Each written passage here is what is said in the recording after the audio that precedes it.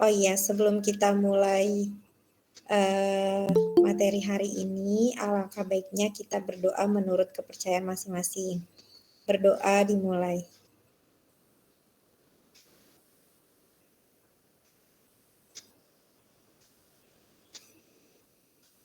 Berdoa selesai.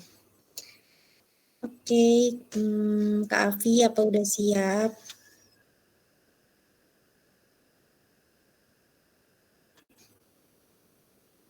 Iya, aku udah siap. Kedengeran nggak kira-kira suara aku?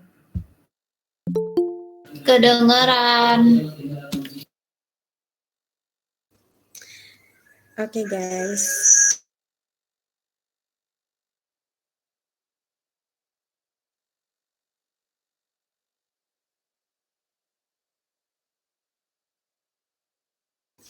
Oke guys, kita mulai ya.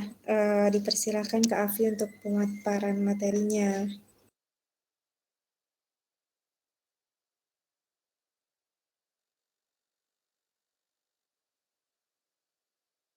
Oke, Assalamualaikum warahmatullahi wabarakatuh. Selamat malam semuanya teman-teman. Sekarang aku izin share screen dulu ya.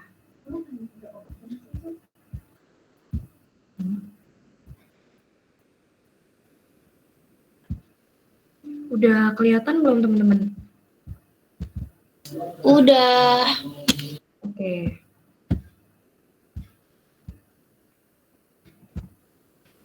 Ya, baik, kita mulai. Jadi pada malam hari ini aku diamanahin untuk membawakan materi mengenai compounding and dispensing sedia non-steril. Nah, outline yang akan kita bahas pada malam hari ini tuh pertama, apa sih definisi dari compounding and dispensing itu? Kemudian yang kedua, pembagian sediaan compounding. Terus kemudian pengkajian resep. Nanti untuk pengkajian tentang resep di sini dibantu untuk kita review lagi aja. Terus kemudian masalah terkait percampuran sediaan dan solusi terkait percampuran sedia non-steril. Kemudian dispensing sediaan, dan yang terakhir itu terkait dokumentasi prosedur peracikan sedia non-steril. Nah, jadi di sini sebelum kita mengenal lebih jauh tentang compounding and dispensing, teman-teman harus tahu dulu nih, apa sih perbedaan dari compounding and dispensing itu. Jadi, secara garis besar, compounding itu artinya adalah penyampuran, terus kemudian penambahan, terus pengubahan. Pengubahan di sini itu terkait dari bentuk sediaannya ya. Misalnya tadinya bentuk sediaannya dari tablet, terus nanti berubah jadi serbuk gitu kan, atau puyer. Terus kemudian misalnya kapsul yang tadinya di dalam kapsul, terus kemudian nanti dikeluarin dari isinya, terus nanti ditambahkan dengan bahan obat lain gitu. Terus pengemasan dan pelabelan obat. Nah, untuk dispensing sendiri secara garis besar itu artinya penyiapan, terus kemudian penyerahan, dan yang terakhir itu pemberian informasi obat. Nah, pembagian sediaan compounding itu ternyata dia tuh ada dua jenis sediaan. Nah, sediaan yang kita sering familiar dengar itu kan ada dua ya, steril sama non-steril. Nah, sediaan steril tuh apa aja sih? Kenapa sih disebut dengan sediaan steril gitu kan?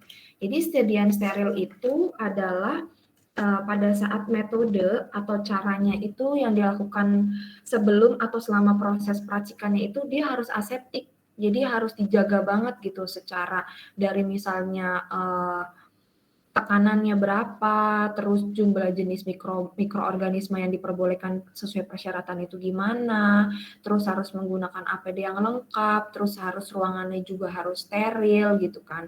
Yang kita tahu juga kayak gitu kan. Nah, itu untuk tujuannya apa sih? Untuk mengurangi kontaminasi atau mikroorganisme yang mungkin nanti terpapar dengan di dalam sediaan tersebut, atau mungkin dari personalianya gitu yang nantinya dapat terpapar oleh sediaan tersebut gitu.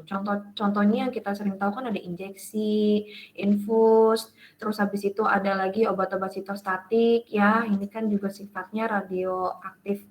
Terus kemudian ada lagi yang kita tahu cairan total parenteral nutrition atau TPN. Nah, kalau untuk sedia non-steril sendiri, itu dia dibagi ada yang solid, ada yang liquid gitu. Kalau yang solidnya itu contohnya kayak kapsul, terus serbuk atau puyer. Nah, puyer itu kan atau serbuk itu kan terbagi menjadi dua ya, pulvis sama pulveras. Nah, kemarin kan sempat belajar juga ya kita perbedaan pulvis sama pulveras itu di mana gitu. Jadi kalau pulvis itu adalah sediaan serbuk yang tidak dapat terbagi gitu. Jadi dia itu biasanya dikemas dalam satu botol gitu.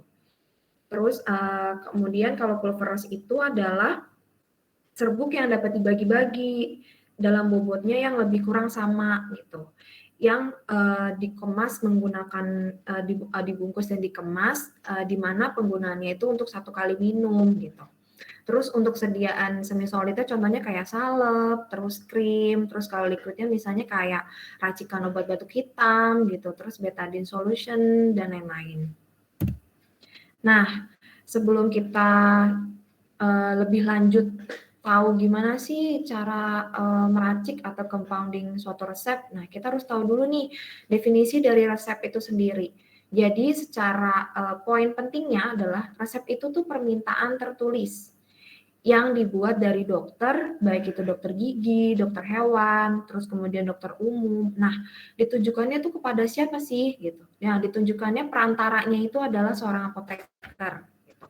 Apoteker. Nah, kemudian resep itu tuh dia terbagi ada dua bentuk. Ada yang bentuknya paper atau kertas yang kita kenal biasanya manual ya, ataupun dengan secara elektronik gitu.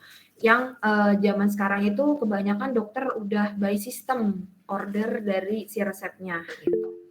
Terus kemudian tujuannya apa sih sebenarnya? Tujuannya itu untuk menyediakan dan menyerahkan obat bagi pasien yang memerlukan sesuai peraturan yang berlaku.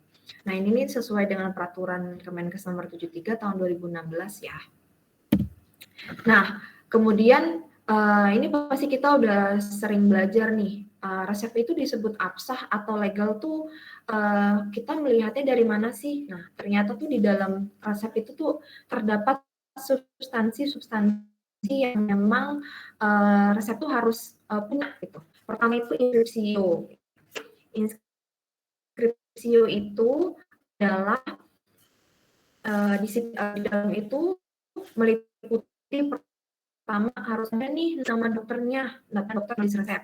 Terus kemudian nomor SIP. Nomor SIP itu penting. Kadang ada beberapa fasilitas kesehatan itu yang kadang nomor SIP dokternya aja udah lewat dari masa lakunya. Nah, terus SIP itu penting juga untuk obat untuk resep yang seperti apa? Contohnya kayak resep psikotropik sama narkotik. Itu harus jelas dia datangnya dari kesehatan jiwa kah atau dari polineuro kah gitu atau bedah gitu ya. Dan soalnya kan itu juga pengaruh pada saat penebusan resep ya gitu. Dan kalau psikotropik sama narkotik itu penebusan resepnya tuh harus pada provinsi yang sama. Jadi nggak boleh semisal pasiennya lagi di luar kota gitu, terus sedangkan dia butuh sama resep itu sama obat itu misalnya butuh kode in gitu kan. Karena untuk menguranginya gitu atau sama misalnya prazol untuk obat tidurnya. Nah, itu nggak boleh tuh ditebus di beda tempat gitu. Terus yang kedua juga yang kita tahu kalau penebusan obat psikotropik sama narkotik itu kan dia berlaku sebulan. Terus kemudian ada tanggal penulisan resep. Terus kemudian di inskripsio itu juga tertera mengenai format atau inskripsio dari tiap-tiap masing-masing fasilitas kesehatan gitu. Harus jelas ini dari fasilitas kesehatan mana nih resepnya, dari puskesmas kah, dari klinik, dari apotek, dari rumah sakit kayak gitu. Terus kemudian ada lagi substansi yang kedua itu invokasio. Invokasio itu adalah permintaan tertulis oleh dokter dalam bentuk simbol dengan singkatan R garis miring, yang artinya resipe. Artinya apa sih? Itu artinya ambillah atau berikanlah. Nah, kemudian ada yang namanya preskripsio. Preskripsio itu meliputi nama obat, jumlah obat, terus bentuk sediaan yang diinginkan tuh apa. Nah, dalam contoh hal ini aku ngambilnya resep ini diminta paracetamol, bentuknya tablet, kekuatan sedianya 500 mg, lalu yang diminta itu sebanyak 10 buah. Terus ada lagi kemudian ke substansi berikutnya itu signatura. Signatura itu terkaitnya, terus rute pemberiannya gimana.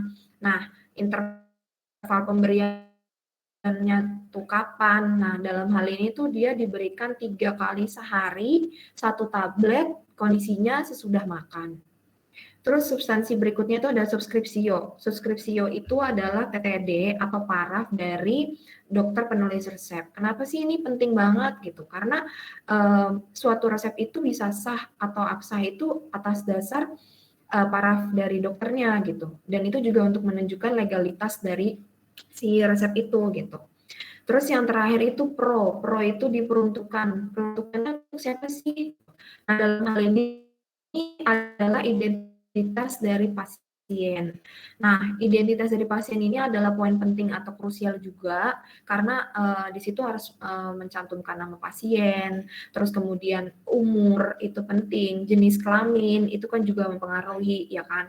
Terus kemudian ada lagi mungkin dituliskan berat badan itu apalagi untuk resep-resep racikan anak. Terus kemudian alamat pasien itu penting karena semisal ada kesalahan dalam pemberian obat gitu itu bisa langsung ditelusuri dan bisa langsung diselesaikan gitu. Nah, pengkajian resep. Kajian resep intinya yang kita udah pelajarin itu ada 3 itemnya, yaitu administratif, farmaseutik, sama klinis. Administratif itu apa aja sih? Pokoknya teman-teman ingatnya kalau administratif itu tentang informasi atau tentang identitas pasien, dokter, udah, sama tanggal penulisan resep. Udah, intinya itu aja kalau administratif. Nah, informasi pasien yang kita tahu tadi harus ada nama pasiennya, terus umurnya harus jelas, berat badan itu penting, ya kan? Terus jenis kelamin, karena kan berbeda cara obat itu bekerja atau posisi obat itu berdasarkan jenis kelamin kan beda ya antara laki-laki sama wanita. Terus alamat pasien juga itu penting gitu. Terus informasi dokter, nama dokternya harus jelas gitu kan. Nomor SIP-nya tadi harus sesuai dengan tanggal berlakunya gitu. Alamat praktiknya itu di mana. Terus paraf dokter sama nomor telepon. Nomor telepon ini sebenarnya penting karena sebenarnya nomor telepon ini digunakan apabila kita ingin mengkonfirmasi suatu obat, dosis obat gitu kan. Semisal emang perlu dikonfirmasi, jadi kita dapat menghubungi dokter terkait benar tanggal penuh. Nah, kalau farmaseutik itu cara gampangnya itu adalah ya udah dari bentuk obatnya atau secara farmasinya, yaitu obat itu sendiri dilihat dari apa sih bentuknya, bentuk obatnya misalkan hanya kasih itu tablet kah yang diminta, supos kah, injeksi gitu dan lain sebagainya. Terus kekuatan sediaan kan beda-beda ya setiap obat gitu.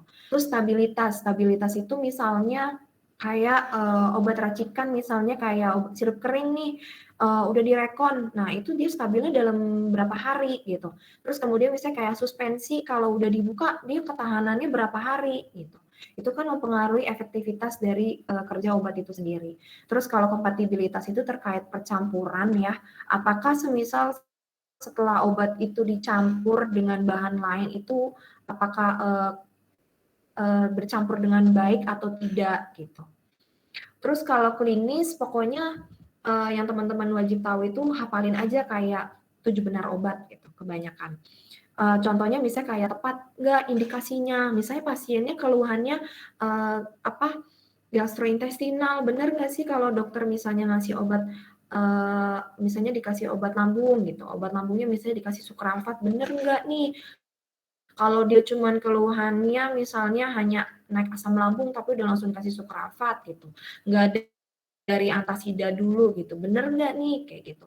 Terus dosis obatnya dia lebih dari dosis kah, kurang dari dosis kah, atau gimana gitu. Karena kan kalau misalnya dosis berlebih itu juga membahayakan, dosis kurang juga kan tidak efektif gitu secara terapinya. Terus aturan cara dan penggunaan obat misalnya kalau misalnya supos itu kan banyak penggunanya, ada yang di rektal, ada yang di anus gitu, jangan sampai salah gitu kan. Nah itu poin pentingnya tuh juga harus diperhatikan gitu loh saat aturan cara dan penggunaan obatnya. Misalnya, apakah obatnya itu digunakan memang saat perut kosong gitu, atau misalnya sesudah makan atau segera makan gitu. Misalnya kayak contoh obatnya metformin gitu kan. Dia kan sebenarnya diharuskannya kan durasinya itu kan bersama makan gitu, tapi ada beberapa pasien yang lupa, jadi diminumnya tuh segera makan gitu. Atau misalnya penggunaan kombinasi dari obat omeprazol sama supravat gitu. Nah, itu mana tuh yang lebih dulu gitu. Misalnya kayak supravatnya dulu kah 1 jam sebelum makan, terus omeprazolnya sesudah makan, misalnya kayak gitu. Terus duplikasi, misalnya dokter bener nggak nih ngasih antibiotik untuk pasien sakit gigi, padahal sakit giginya hanya biasa gitu kan, hanya nyeri aja, nggak bolong, nggak kenapa, tapi kadang-kadang dokter ada yang langsung double terapi, misalnya ada yang ngasih amoksisilin sama langsung dihajar cefixim, atau amoksisilin sama clindamycin, bisa coba kayak gitu. Terus polifarmasi itu misalnya dia diresepinnya tuh lebih dari 5 obat sama dokter. Nah, itu dikonfirmasi juga apakah pasiennya menggunakan obat lain selain obat yang diresepkan sama dokter. Terus reaksi obat ini sebenarnya lebih ke subjektif, kayak alergi atau efek samping, karena setiap pasien itu kan berbeda-beda ya. Ada yang pasien minum dengan obat ini misalnya aku pernah waktu itu pasien nggak bisa minum obat dengan mereknya Sanmol karena katanya alergi. Gitu. Ada yang misalnya dia misalnya dengan generiknya paracetamol aja, itu ada yang kayak gitu, karena kan itu sifatnya subjektif sebenarnya. Terus kontraindikasi sedang hamil gitu, atau menyusui, atau mungkin dia punya riwayat lain, misalnya dia ada hipertensi kah, atau misalnya asam urat kah, kayak gitu. Nah, itu nanti labnya tuh sangat obat gitu. Interaksi obat nanti dia apakah pasiennya itu obatnya itu nanti bisa mempengaruhi dengan obat yang sedang digunakan misalnya, atau obatnya itu bisa berpengaruh terhadap makanan gitu. Misalkan kayak gitu. Contohnya kayak obat, misalnya dia juga lagi menggunakan kontrasepsi oral gitu. Nah, itu juga harus dipertimbangkan. Misalnya contohnya kayak gitu ya. Atau pasiennya dapat obat antibiotik Cipro, tapi obat untuk lambungnya misalnya antacid. Nah, itu kita tahu kan ada tuh terjadi interaksi. Nah, kayak gitu contohnya. Nah, sebenarnya secara general tuh prosedur compounding itu sebenarnya ada 5. Pertama itu penyiapan, kedua peracikan, penyelesaian akhir, pengecekan akhir, sama pembersihan. Pokoknya kalau penyiapan itu intinya adalah saat kalian mendapatkan resep, kalian baca dulu, kalian perhatiin dulu nih teman-teman, ini udah sesuai belumnya resepnya gitu dengan keluhannya pasien gitu. Terus dilihat lagi dari dosisnya, yang misalnya sebenarnya kayak dosis anak kecil gitu, dikasih misalnya dikasih dexamethasone 0,5 mg, anaknya umurnya 10 tahun, bener nggak nih dia minumnya 3 kali 1 tablet gitu, apakah misalnya dia minumnya 3,5 tablet aja gitu, tapi dokter ngasihnya 1 tablet misalkan kayak gitu, atau misalnya dokter misalnya ngasih obat amlodipin gitu, amlodipin 5 sama amlodipin 10 gitu kan. Nah, itu gitu, nih harus banget kombinasi dari keduanya gitu. Apakah memang harus ditanyakan sama dokter, ataukah itu kan kita nggak pernah tahu. Harus benar-benar dilakukan gitu. Terus perhitungan farmasetik misalnya kayak dosis atau pengambilan obatnya, benar nih dosisnya segini, benar nggak obat yang diambil jumlahnya sekian, kayak gitu. Terus pemilihan kemasan, misalnya kayak obatnya itu racikannya itu misalnya agak basah, benar kestabilannya enggak gitu. Atau misalnya kayak racikan obat, misalnya racikan krim malam gitu dari dokter kulit gitu. Nah, itu kemasannya tuh juga harus dipertimbangin, biasanya dia lebih gelap gitu, karena misalnya karena dokter biasanya suka nyampurin di situ ada retinolnya gitu, jadi dia pakai kemasannya tuh yang lebih gelap supaya tidak mudah teroksidasi. Terus kayak APD itu penting, minimal tuh masker gitu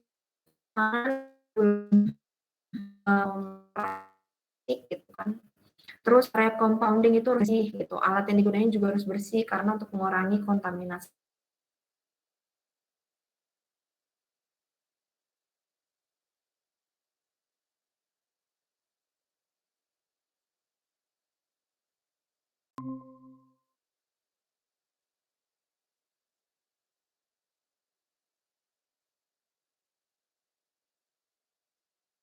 Terus kemudian peracikan. Nah ini melakukan peracikan sesuai dengan resep. Jadi dilihat lagi yang diminta sama dokter tuh racikannya tuh apa sih, dalam kertas puyer kah atau kapsul kah, kayak gitu.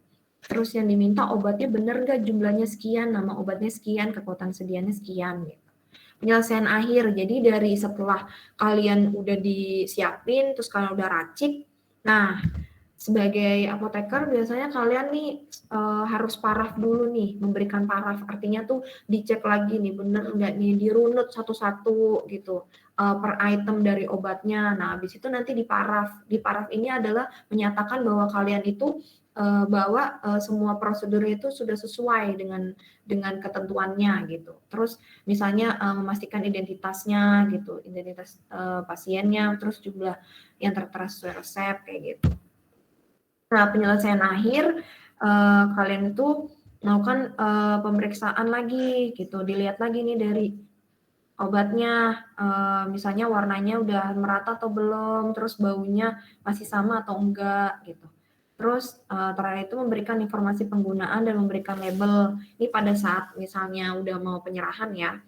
Terus yang terakhir itu misalnya pembersihan, itu tadi alat-alatnya harus bersih, terus area compoundingnya juga harus bersih kayak gitu.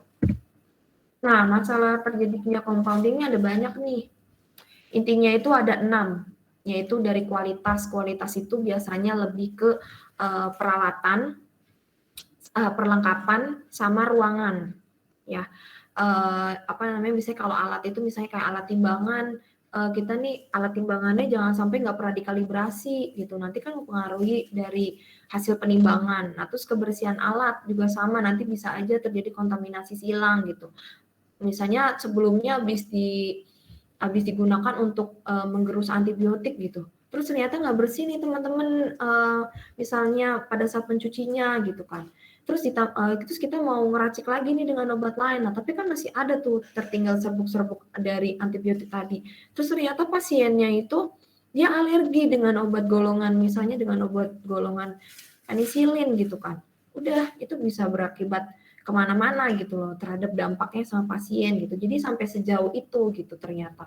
Kita harus memikirkan sampai sejauh itu gitu. Terus problem perhitungan, nah ini apa namanya? Ini juga jadi poin pentingnya. Misalnya kayak kesesuaian dosis, benar nggak nih? Kalau dosisnya kurang, masa kita nggak konfirmasi sama dokter gitu? Atau jumlah bahan yang diambil, misalnya harusnya timbangnya misalnya 200 mg, tapi ternyata kita kurang gitu. Misalnya cuma 175 atau berapa, nah itu kan juga pengaruh gitu. Terus habis itu perhitungan pengenceran ini biasanya kalau misalnya obatnya itu bentuk bobotnya itu kurang dari 50 mg ya, biasanya dilakukan pengenceran. Terus ketersediaan farmasetik, pokoknya ingat aja tentang bentuk sediaan sama bentuk sediaan obat itu sendiri yang kita punya dan yang diinginkan dalam resep itu. Gitu. Kalau kestabilan dia menyangkut misalnya kayak apakah bahannya itu higroskopis. Biasanya kalau higroskopis itu dia yang mengandung garam-garam. Kayak contohnya bromheksil HCl, terus klorfeniramin maleat. Nah, itu tuh harus hati-hati pada saat peracikan. Dimana kalau misalnya ingin mencampurkan obat yang ada dengan golongan garam tersebut gitu kan, rantai dari garam itu ditambahkannya itu terakhir. Terus kemasan harus sesuai tadi kan. Penyimpanan itu kan dibedakan dari apakah emang dia tuh suppos ataukah produk CCP. Produk CCP kan kayak cold chain product itu kan harus disimpan di chiller di suhu 2-8 ya. Contohnya kayak vaksin, terus sediaan salep, terus tetes mata, kayak gitu-gitu. Terus pencantuman BUD itu juga mempengaruhi dari pada saat misalnya sirup kering udah direkon itu sampai berapa hari batas penggunaannya. Terus kalau kompatibilitas, di sini ketercampuran sama ketidakcampuran itu tadi pencampuran menyebabkan interaksi basa itu yang tadi aku bilang itu ya, yang obat-obatnya itu sifat dari fisika kimia bahannya itu higroskopis tadi. Terus kalau misalnya kita tahu kayak obat TB sama obat antibiotik kan biasanya nggak boleh diracik bersamaan ya, itu karena mengganggu kestabilan dari obat itu sendiri itu. Terkait dengan keamanan sih sebenarnya. Jadi aku waktu itu pernah dapat kasus ada racikan dari salah satu obat TB yaitu kalau nggak salah rifampicin. Itu ternyata rifampicin itu setelah diracik itu dia apabila tidak digunakan sesegera mungkin gitu, itu akan menyebabkan toksik gitu. Jadi waktu itu ada kejadian sifat dari si rifampicin itu ternyata mempengaruhi dari enzim P450 yang dimana waktu itu aku juga mengetahuinya dari dokter spesialis paru gitu. Jadi kalau racikan obat TB gitu itu sangat riskan sih sebenarnya kalau diracik-racik gitu. Terus habis itu problem keamanan itu tadi contohnya kayak misalnya sediaan sitostatik sama pencampuran menyebabkan interaksi basah ya. Nah, terus dispensing atau penyiapan. Nah, penyiapan itu jadi pertama penyiapan obat itu dilihat dari perhitungan jumlah obatnya. Nah, kalau diperlukan lakukan penimbangan. Terus pengambilan obat, perhatiin nama obat, tanggal kadaluarsa, keadaan fisik obat terbuka atau segel gitu. Terus perhatikan ini jika diperlukan. Nah, habis itu kalau udah obatnya dimasukin dalam wadah. Nah, wadahnya itu bisa berbagai macam. Kalau yang puyer itu kan ada banyak ya macamnya. Ada yang pakai kertas perkamen atau misalnya kertas puyer gitu yang dipres. Terus ada kapsul. Terus misalnya dia tuh ada kapsulnya tuh misalnya dimasukin dalam pot. Terus habis itu misalnya dia dimasukin dalam plastik klip. Nah, terus etiket itu ada dua yang kita tahu, ada yang warna putih itu untuk obat dalam atau oral, terus dia biru itu luar atau dia obat suntik.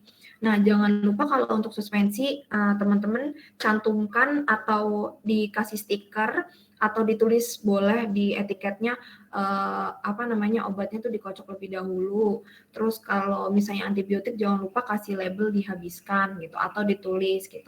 Terus kemudian kalau udah obatnya diserah.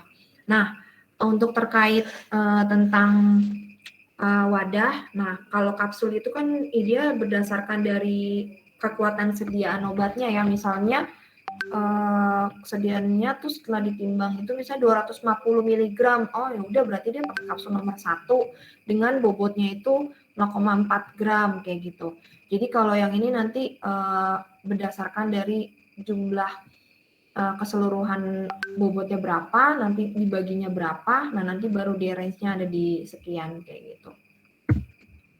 Nah, dispensing atau penyerahan, biasanya jadi poin pentingnya itu tentang collect itu pengumpulan itu apa, data pasiennya harus jelas, terus ditanya keluhan dari pasiennya tuh benar nggak nih sesuai sama yang di SOAP dokter, terus riwayat atau sama rutinitas, misalnya kayak pasiennya tuh rutinitasnya tuh pekerja yang selalu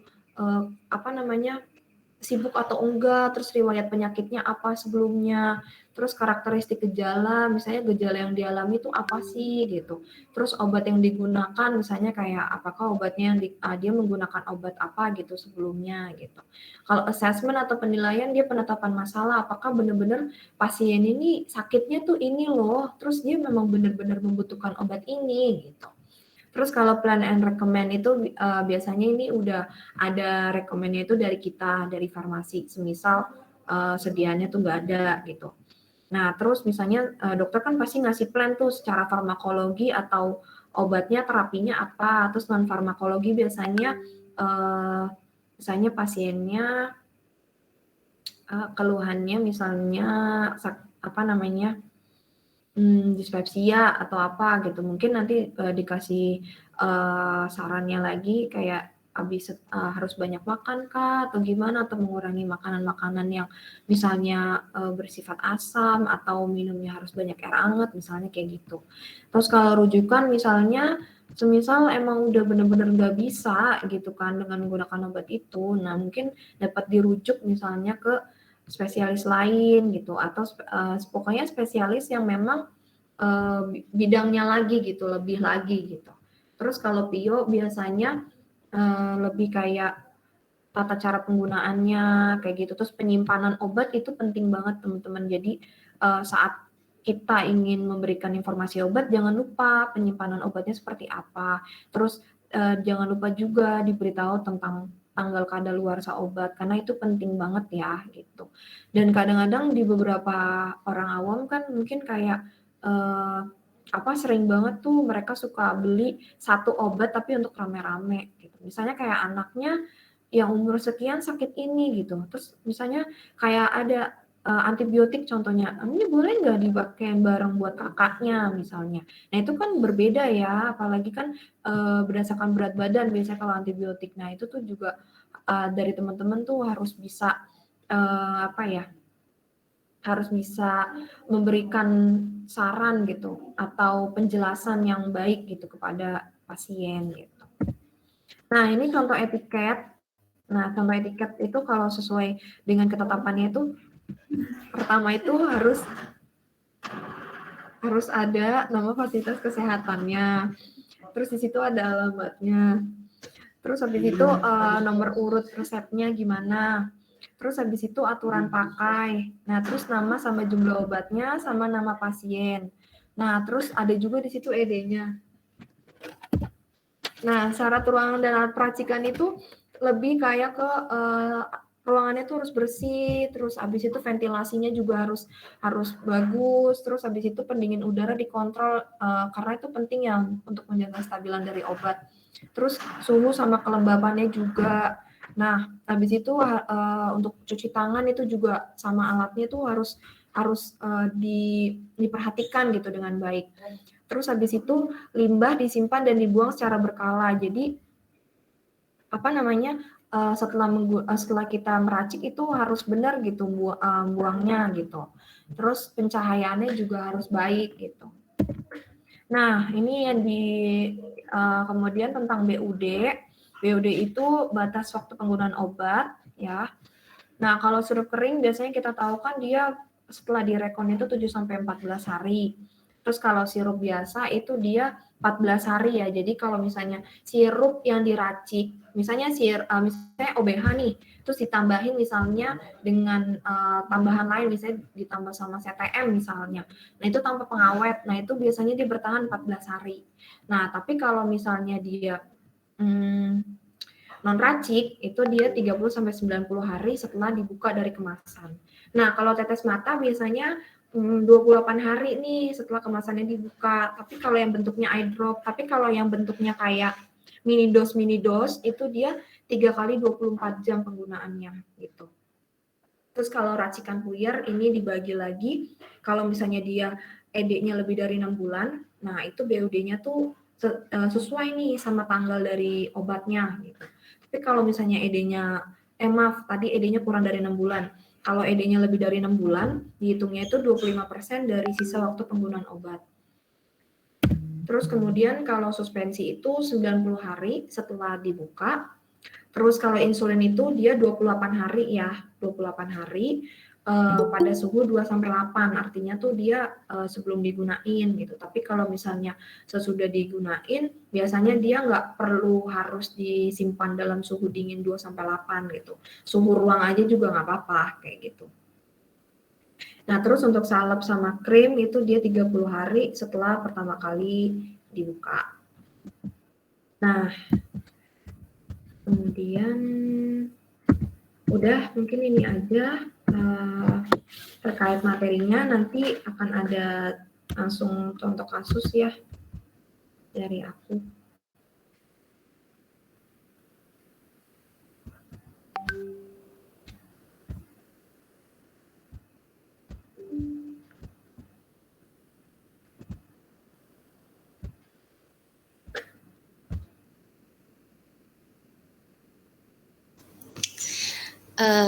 Oke teman-teman, itu di grup aku udah kirim yang tadi PPT yang Kak Afi jabarin, terus di bawahnya itu ada contoh kasusnya. Nanti teman-teman dikasih waktu sekitar 15 menit untuk menerka-nerka nih kira-kira apa ya jawabannya gitu. Nanti kita bahas 15 menit selanjutnya ya. Selamat berdiskusi guys.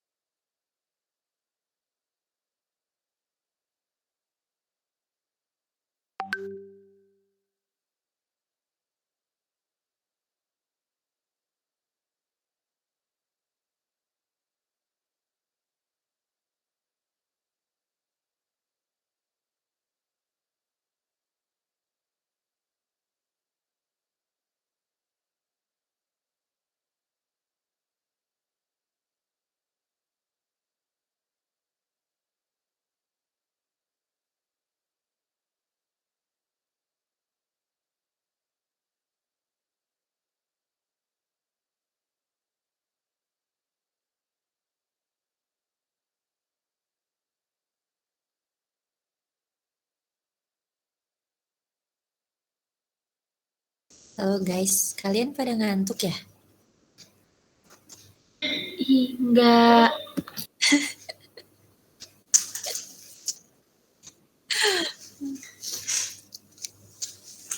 Ya udah nih lah, kita lanjut aja kali ya pembahasannya biar nggak terlalu malam. Nanti kalau misalnya ada yang mau langsung ditanyain, langsung aja bilang maaf Kak Afi, boleh langsung tanya nggak?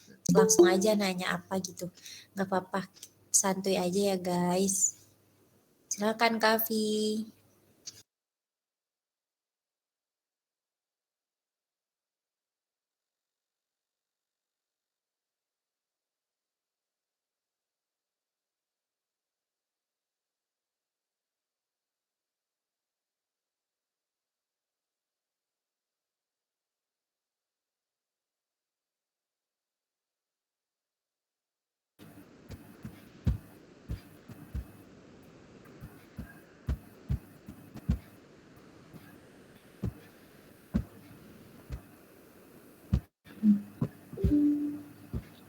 Teman-teman udah kelihatan belum?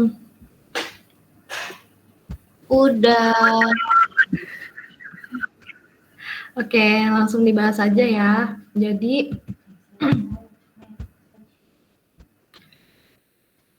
tadi kan resepnya kayak gini nih. Dapat resep dari Rumah Sakit TNI Mito Harjo. Nah, terus obatnya itu ada 4 item. Obatnya itu obat TB semua. Ada rifampicin 450, INH 300, pyrazinamide 500, etambutol 500. Dari Dr. Saharjo tanggal 30 Agustus. Terus kemudian ada nomor SIP-nya, pro-nya itu ada untuk Tuan Bayu, umur 30 tahun, nomor RM-nya sekian. Nah, ada nggak teman-teman yang tahu dulu nih, kira-kira tuh dia nggak adanya di apa sih kalau secara administratif?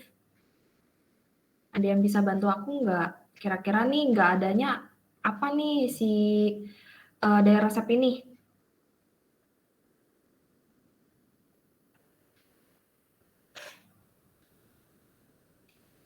Ada yang tahu dulu nggak kira-kira?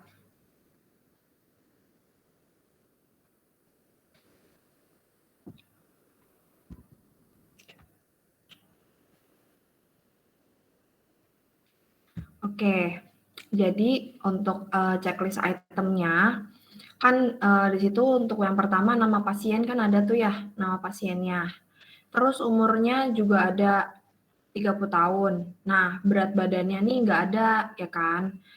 Berat badan ini sebenarnya wajib ada sih, gitu. Tapi dalam kasus ini memang pasiennya karena dewasa, nah biasanya tuh terkadang di beberapa praktik tuh kadang suka di-skip gitu, tapi itu mempengaruhi gitu kadang berat badan. Nah, dalam hal ini berat badannya aja nggak ada gitu kan. Nah, terus jenis kelaminnya bisa dilihat mungkin dari bisa ditulis laki-laki atau dari namanya Tuan gitu kan. Terus habis itu alamat pasiennya nggak ada di situ. Terus nama dokter penulis resepnya ada. Nomor izin praktek dokternya sebenarnya ada di situ, tapi dia udah tenggat waktunya udah lewat. Sedangkan itu resepnya dibuatnya 30 Agustus, SIP-nya 2016, berarti kan harusnya 2021. Ya kan? Jadi itu udah lewat tuh dia, harusnya 2017 gitu. Terus nomor telepon dokternya tuh di situ nggak ada. Terus alamat prakteknya juga nggak ada. Paraf dokternya ini nggak ada nih. Terus tanggal penulisan resepnya ada. Nah, kalau untuk kajian farmaseutik di sini lengkap semua ya. Jadi udah pada tahu lah ya kalau bentuk sediaannya misalnya kayak gini nih udah pasti dia ada gitu. Nggak, kadang kalau di beberapa tempat dokter tuh nggak bener-bener banget nulis tablet, kapsul, nggak kayak gitu. Ya udah cukup tahu sediaannya aja dengan kekuatan sediaannya sama nama obatnya biasanya tuh udah tahu sama jumlahnya biasanya kayak gitu. Terus di sini kan juga nggak ada tulisan Misevac Pulse atau apa gitu, tuh udah pasti obatnya ini berarti non racik gitu.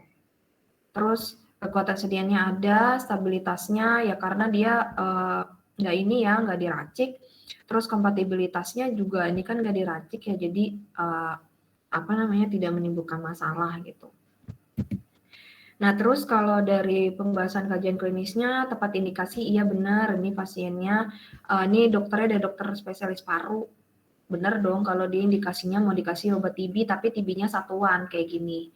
Bukan yang kalau yang kita tahu, kalau teman-teman yang udah praktik di rumah sakit, itu biasanya ada yang dia pakai KDT kan, dosis harian gitu. Dosis harian untuk TB yang RHZE itu. Nah, terus ketepatan dosis, di sini dosisnya maunya 450 mg untuk 7 hari, terus isoniazidnya di sini 17, terus pyrazinamidnya 14, tapi untuk 7 hari karena sekali minum itu 2 tablet, karena dia mintanya mungkin pyrazinamid 1000 mg, tapi sedianya adanya 500, jadi nggak apa-apa, sekali minum tapi langsung 2 tablet. Terus etambutolnya juga 14, ini 1000 mg, dia mau minumnya 1 kali 2 tablet, berarti harusnya dia etambutolnya 1000. Terus aturan dan cara penggunaannya di sini udah jelas berapa kalinya. Terus duplikasi atau polifarmasi, kalau polifarmasi ini masih belum bisa disebut polifarmasi sih, karena nggak lebih dari 5 item gitu. Terus kalau duplikasi enggak, karena dia beda kan cara kerjanya.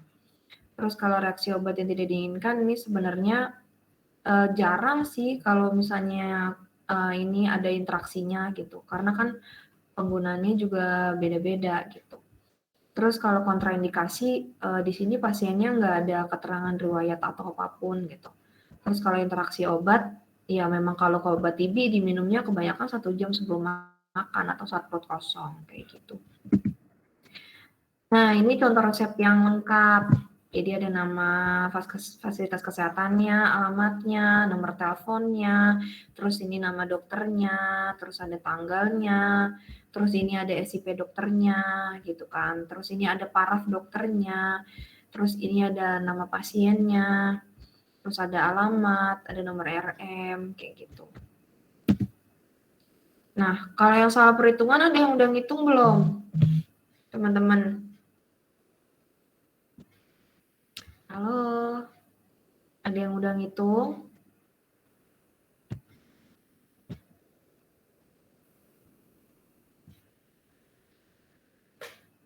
Halo guys, ada yang udah kelar ngitung belum? Di resep yang kedua.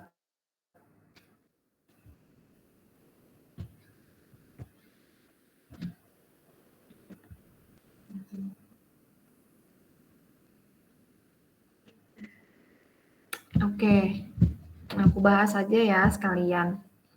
Jadi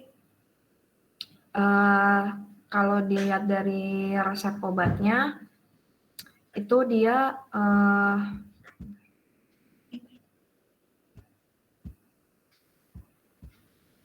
ini dia itu bentar.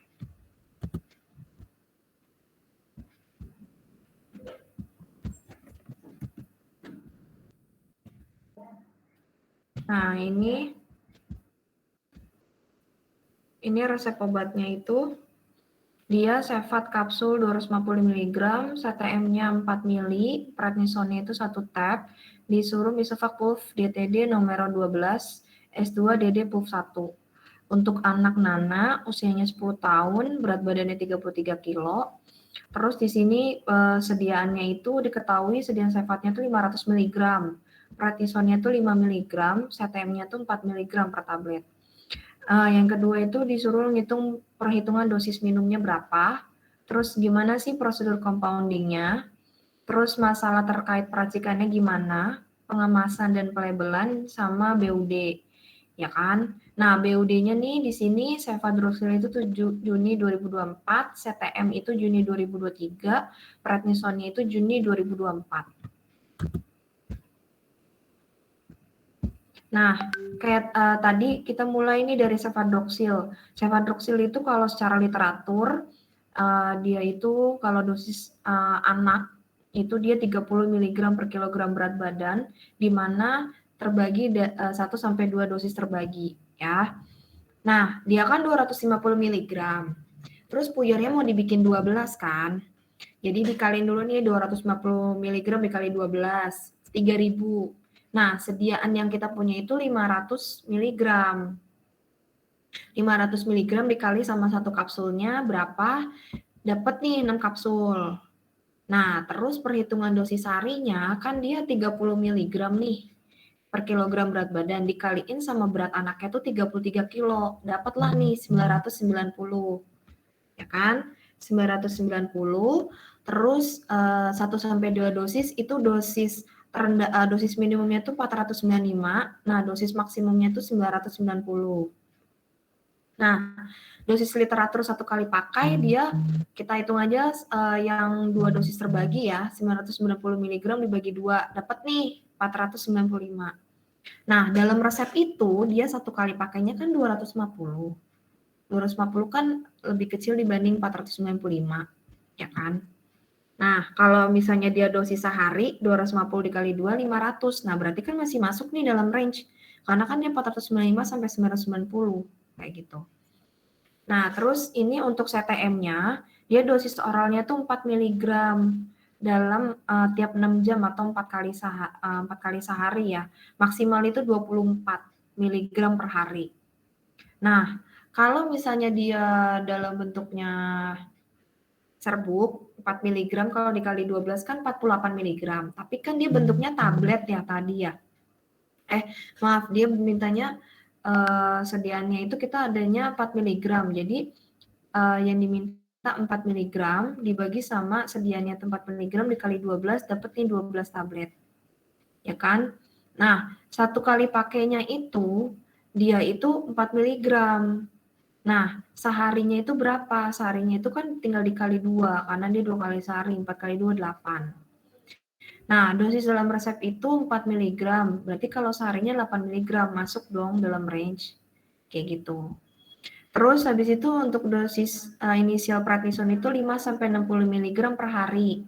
Ya, dia kan dimintanya 1 tablet, 1 dikali 12, berarti diambilnya 12 tablet. Kalau perhitungan dosisnya, dia dosis dalam resep itu 1 kali pakainya 5 mg. Berarti kalau dosis seharinya itu 5 mg dikali 2, 10 mg masuk dong dalam range. Nih, masuk dia dalam range gitu. Nah, terus terkait prosedur peracikan dan penyiapan. Jadi yang pertama tuh pasti cuci tangan dulu, terus alat-alatnya juga dicuci, kayak alus sama lumpangnya. Terus lumpangnya itu sebelum menggunakan itu dialasin dulu sama kain kan, biar biar dia nggak kemana-mana aja gitu loh.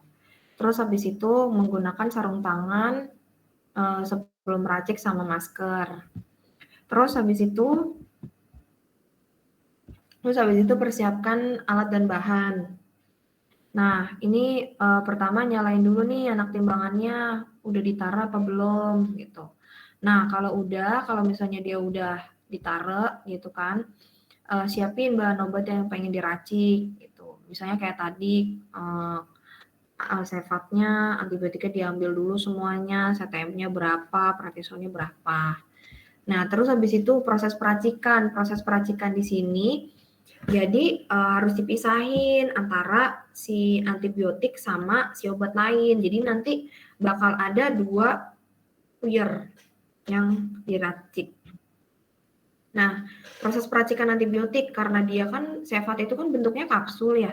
Jadi tinggal dibukain aja dari kapsulnya terus dimasukin ke dalam lumpang tuh.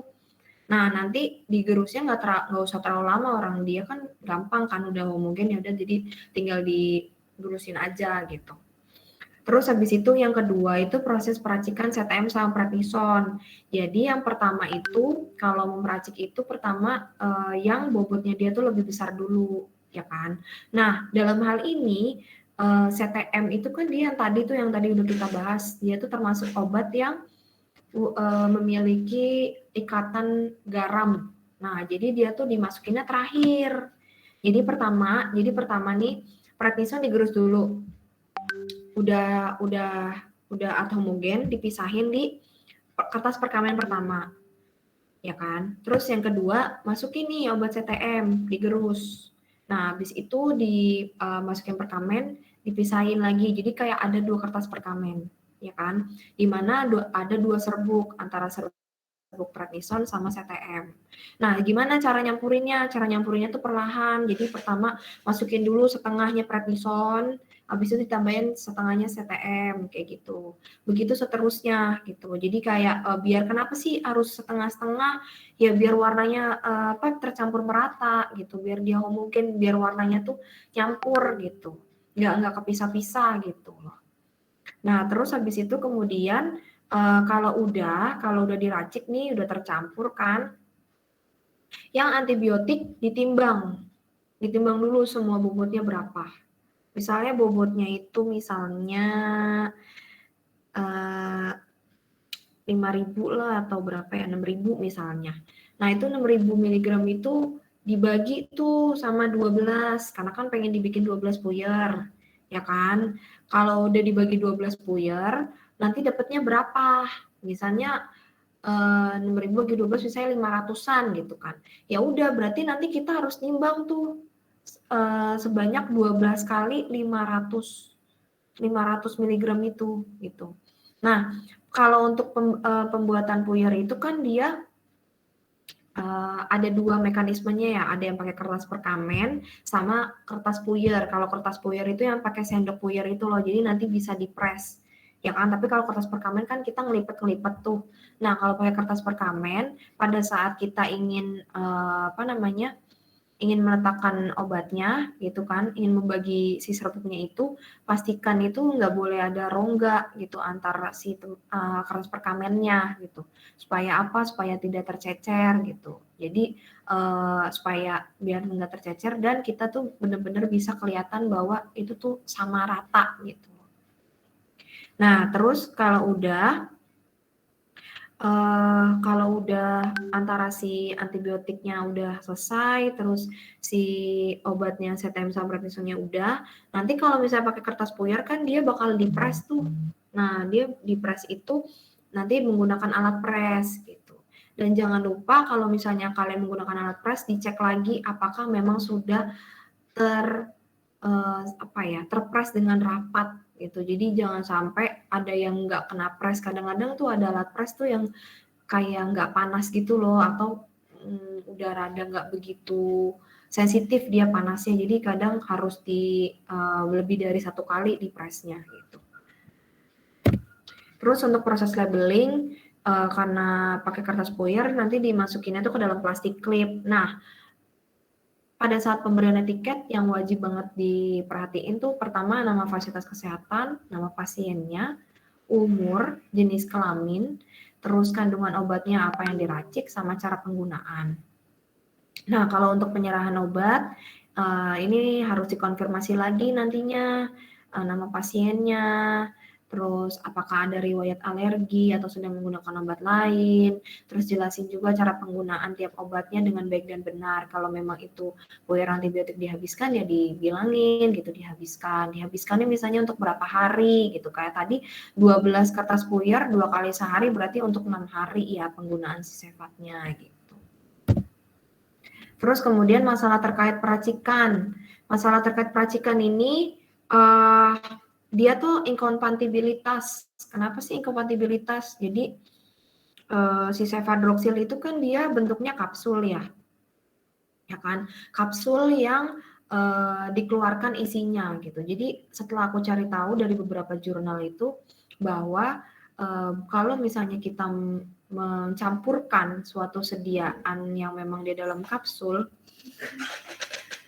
nah itu tuh dia tuh bisa nanti ngebuat serbuknya tuh jadi basah gitu. Makanya bentuk puyernya tuh nanti jadi ada 2 karena dipisah gitu satu sama lain. Nah, terkait dari hal itu juga dari problem keamanan, di mana kalau antibiotik kan yang kita tahu kan dia penggunaannya harus habis ya kan, dimana dia harus habis, terus dia juga berdasarkan berat badan gitu. Jadi kalau misalnya dia kayak racikannya tadi kan ada Cefat, terus ada CTM, terus ada prednison gitu kan. Yang seharusnya mungkin CTM sama prednison yang nggak usah dihabisin, tapi karena misalnya kita campur kan jadinya semua obatnya jadi dihabiskan gitu. Padahal sebenarnya mah ya antibiotiknya aja gitu yang perlu dihabisin gitu. Kalau misalnya si pasiennya udah nggak ada keluhan lain di peradangannya atau pileknya gitu ya, nggak usah dihabisin gitu. Nah, itu nanti bisa juga terkait interaksi. Nah, kebanyakan dari beberapa dokter itu biasanya kalau zaman sekarang itu kan makanya banyak beredar sirup-sirup kering kan. Nah, sirup-sirup kering itu ya itu untuk menjaga keamanan juga gitu. Nah, terus ini kalau untuk pembahasan contoh etiketnya, jadi tadi kan ada 2 racikan. Nah, tadi kan udah aku jelasin tuh, jadi di etiket itu pertama itu harus ada nama fasilitas kesehatannya, terus habis itu alamatnya di mana, sama nomor teleponnya. Terus di situ ada nomor resep atau nomor rekam medik, ada tanggalnya, terus dokternya dari dokter spesialis apa, nama pasien, jenis kelamin. Nah, ini kan ada 2 nih. Ada yang pertama tuh racikan antibiotik cefadroxil. Diminumnya tuh 2 kali sehari, 1 bungkus sesudah makan dihabiskan. Ya. Terus yang kedua itu racikan CTM sama prednison. Itu buat radang sama pileknya. Diminumnya itu 2 kali sehari, 1 bungkus sesudah makan. Nah, untuk perhitungan BUD-nya, jadi kan gini, tadi kan udah aku infoin bahwa dari ketiga obat itu yang dia ED-nya paling dekat itu kan si CTM ya dia, Juni 2023. Nah, untuk ngitung BUD-nya tuh gimana sih? Jadi racikannya itu kan obatnya diracik 23 Agustus 2022. Nah, kalau misalnya dari Agustus 2022 ke Juni 2023 itu kalau dihitung itu sebanyak 10 bulan. Ya, 10 bulan itu kan lebih dari 6 bulan. Nah, tadi ketentuannya BUD kalau lebih dari 6 bulan itu 25% dari sisa obatnya itu mendekati expired date. Nah, dapat tuh 2,5 bulan. Nah, berarti maksimalnya itu racikannya itu 2,5 bulan. 2,5 bulannya kan itu 23 Agustus. Agustus berarti September, 23 September itu 1 bulan. Terus 23 Oktober itu 2 bulan. Nah, dari 23 Oktober, November, September, Oktober, dari 23 Oktober ke ya, kurangnya kan berarti setengah bulan itu kan berarti 15 hari. Nah, 15 harinya itu jatuhnya di 8 November 2022 gitu. Ini aku nyarinya berdasarkan jurnal 2012 terkait BUD gitu.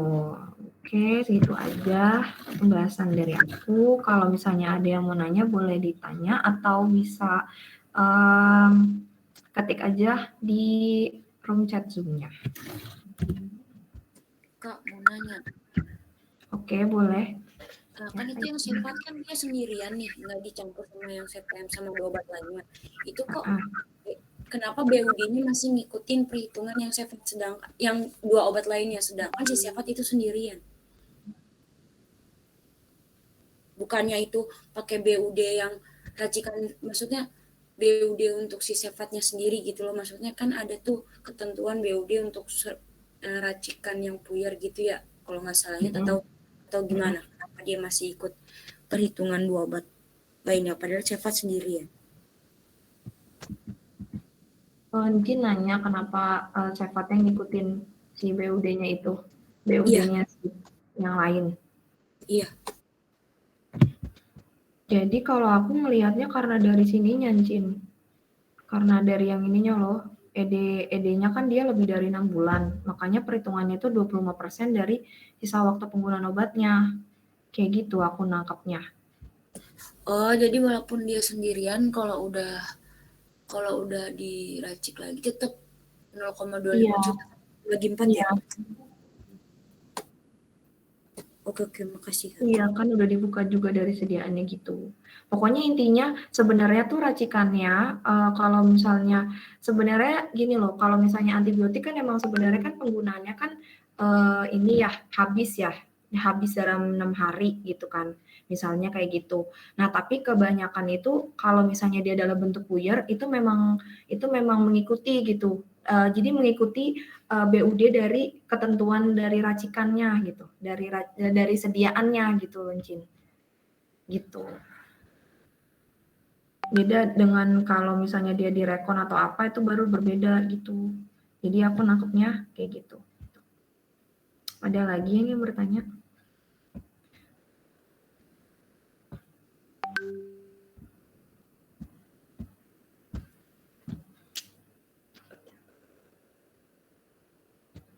Bentar, Kak. Apa? Lanjut ya. Kan itu kan yang si Sefat ini kan dia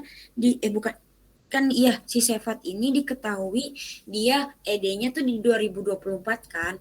Nah, kalau di 2024 berarti itu masih ada 24 bulan dari si Agustus itu. Berarti kalau dibagi 4 masih 6 bulan dari si Agustus. Beroktober, Desember, masih dapat sih itu untuk BUD-nya. Wait.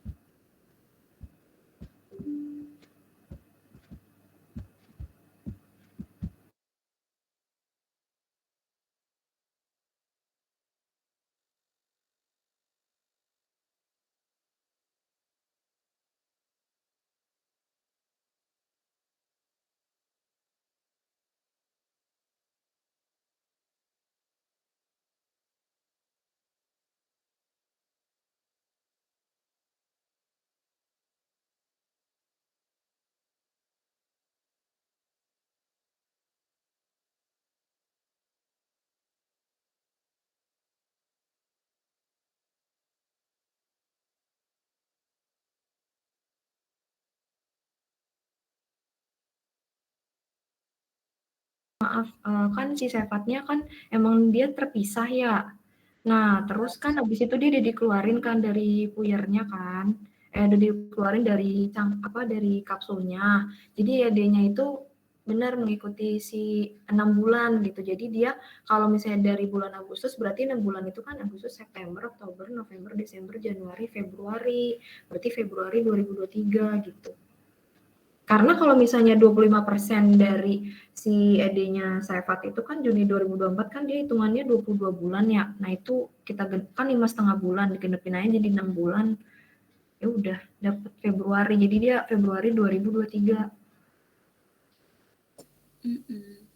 Karena waktu aku kemarin PKPA tuh ya, kalau perhatikan kayak gitu, kalau dia single obatnya, itu emang cuma langsung diambil 6 bulan untuk BUD-nya. Tapi kalau untuk yang lebih dari 1, itu dari kayak yang kata kakak itu yang ED paling dekat baru dibagi sama 4 gitu.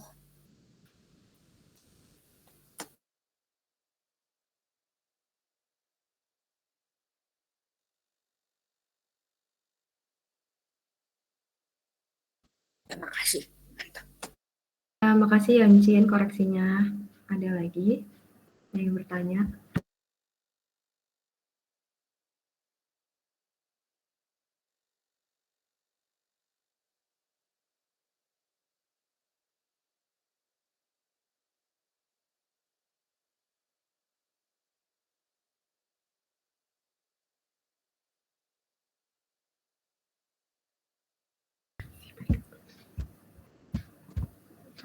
Udah.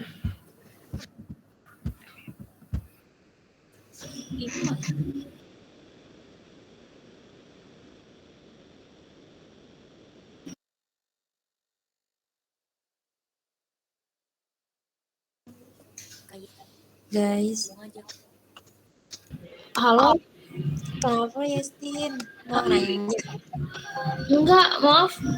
Tadi dari belakang udah selesai. Apa belum sih, Mega? Belum. Oh, soalnya ini kan udah mau, sedikit.